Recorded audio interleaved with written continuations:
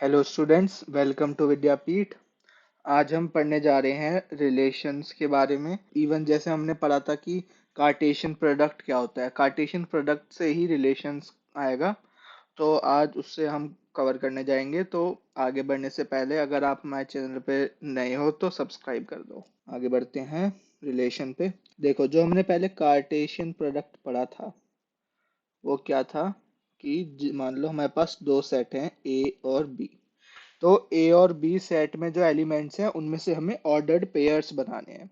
Suppose हम ए cross B लिख रहे हैं, तो हमारे पास क्या आएगा, एक ऐसा सेट आएगा जिसमें ऑर्डर्ड पेयर्स होंगे, सारे ऑर्डर्ड पेयर होंगे, और जिसमें पहले वाला एलिमेंट आएगा ए में से।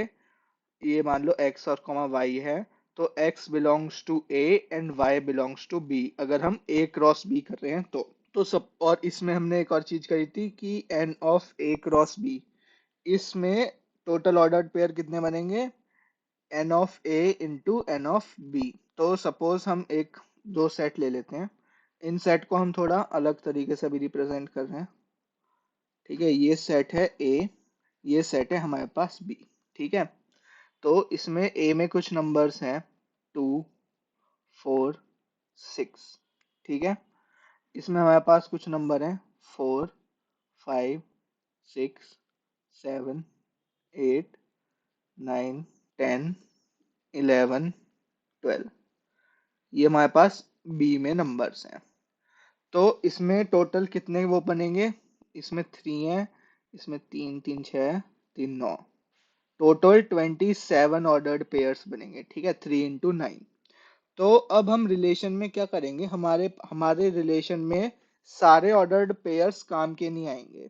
हम कुछ ऐसा एक रिलेशन रिलेशन मतलब उन दो सेट के बीच एलिमेंट्स, इन दोनों सेट के एलिमेंट्स के बीच में कोई एक इक्वेशन या कोई एक रिलेशन बनाएंगे। समझ रहे हो? जैसे अब हम मैं क्या कहता हूँ कि बी सेट के एलिमेंट इज ट्वाइस ऑफ ए।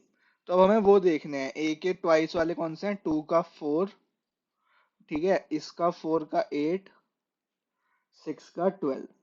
तुम्हारे पास तीन ऑर्डर्ड पेयर काम किए हैं। क्या रिलेशन बना हमारा, 2,4 और 4,8 एंड 6,12। ठीक है, अब रिलेशन को डिफाइन कैसे करते हैं, आर सपोज कर लेते हैं कि we are making a relation R where in X and Y such that y is equal to 2x and x belongs to A and y belongs to B। ये हमने एक रिलेशन सेट कर दिया। ठीक है, एक्स वाई होंगे इस relation में, ऑर्डर्ड पेयर होगा बेसिकली हमारे पास, और जिसमें y जो होगा हमारा ट्वाइस ऑफ x होगा, और x हमारा a से आएगा और y हमारा b में से आएगा। ये हमारे रिलेशन का बेसिक हो गया। ठीक है, अब हमें रिलेशन इसमें कुछ डेफिनेशंस देखनी है। जैसे हमें बेसिकली तीन चार देखनी है। सबसे पहले डोमेन, रेंज, कोडोमेन और इमेज। ठीक है, तो डोमेन क्या होता है, ये जो आप ए एलिमेंट होगा, ठीक है, हम मैप करते हैं ए टू बी। ठीक है, ए टू बी रिलेशन बना रहे हैं यहाँ पे। तो जो ए टू बी है, जैसे ये ए टू बी है, तो ए वाला हमारा जो सेट है वो हमें डोमेन देगा। 2 4 6 जो हमने मैप कर दिए हैं, इसको मैपिंग कहते हैं। ठीक है, 2 को हमने 4 से मैप कर दिया, जैसे पहले मैचिंग करते थे ना, मैच द फॉलोइंग, यहाँ पे हम इसमें रिलेशन बनाते वक्त मैपिंग करते हैं। तो 4 की मैपिंग हमने 8 के साथ कर दी, 6 की मैपिंग हमने 12 के साथ कर दी। तो हम यहाँ पे ए टू बी मैपिंग कर रहे हैं, तो ए के जो जो एलिमेंट सारे मैप हो चुके हैं वो हमारा डोमेन बन गया। ये हमारा इनपुट रहेगा। डोमेन बेसिकली हमारा वैलिड इनपुट्स होता है। ठीक है, जो उस रिलेशन में सेटिस्फाई करेगा। और अब डोमेन, ठीक है, डोमेन हमने पढ़ लिया कि if relation R is for A to B, ठीक है, ए टू बी हमारा रिलेशन बन रहा है, तो all the elements of A which are mapped. ठीक है, या बेसिकली कैसे कह सकते हैं, सपोज हमारे पास रिलेशन आ गया, यहाँ पे आ गया था, इसमें एक नंबर और ऐड कर देते हैं, जैसे वन वन डालते हैं। अब देखो वन, अगर हम वन इनपुट डालेंगे तो हमारे पास यहाँ पे टू नहीं है, ठीक है, तो अब हमारा वन डोमेन में नहीं आएगा। रिलेशन क्या बनेगा, रिलेशन अभी भी यही रहेगा। तो हम क्या कह सकते हैं कि रिलेशन सपोज हमारा जो भी बना है, पांच छह ऐसे बन गए हैं ऑर्डर्ड पेयर्स, ठीक है, ये ऑर्डर्ड पेयर्स बन गए हमारे पास। तो जो भी हर ऑर्डर्ड पेयर का फर्स्ट एलिमेंट, ये हमारा ए में से ही आएगा ना, अगर ए क्रॉस बी करा है या ए टू बी का रिलेशन करा है तो ए हमारा फर्स्ट एलिमेंट बनेगा। तो हम ये भी कह सकते हैं कि रिलेशन में जो भी हमारे ऑर्डर्ड पेयर्स का फर्स्ट एलिमेंट होता है वो डोमेन होता है, सभी। सपोज जैसे यहाँ पे 2 4 6 आया था ना, तो 2 4 6 ये हमारा डोमेन बन गया, ठीक है। रेंज क्या होता है, जो जो हमारा सेकंड एलिमेंट्स आए हैं, या बेसिकली बी सेट में से जो हमारे मैप हो चुके हैं, जैसे 4 मैप्ड हो गया, 8 मैप हो गया, और 12 भी मैप्ड हो गया। तो 4 8 12 हमारी रेंज है, ठीक है। डोमेन हमारा इनपुट जा रहा है, डोमेन हमारा इनपुट जा रहा है और आउटपुट हमारा रेंज आ रहा है ना। थोड़ा इसे ऐसे भी समझ सकते हैं। तो जो हमारा बी जो मैप्ड हो गया है, तो उसमें जो जो हमारे मैप्ड हो चुके हैं, जैसे 4 8 12, अब 11 मैप नहीं हुआ, 10 नहीं हुआ, 9 नहीं हुआ। अगर यहाँ 5 होता तो हमारा 10 भी मैप हो जाता और ये रेंज में आ जाता, पर अभी ये रेंज में नहीं है। इनके जो बच जाते हैं, या ओवरऑल भी एक नाम होता है, इसे कहते हैं कोडोमेन। बी पूरा, हमारा जो बी पूरा है ये कोडोमेन को नाम आता है। रेंज क्या है, रेंज है हमारा ए टू बी में अगर बी के सारे मैप्ड एलिमेंट्स हमारे रेंज हैं, ठीक है। और इसको हम और क्या कैसे कह सकते हैं, रिलेशन में ऑर्डर्ड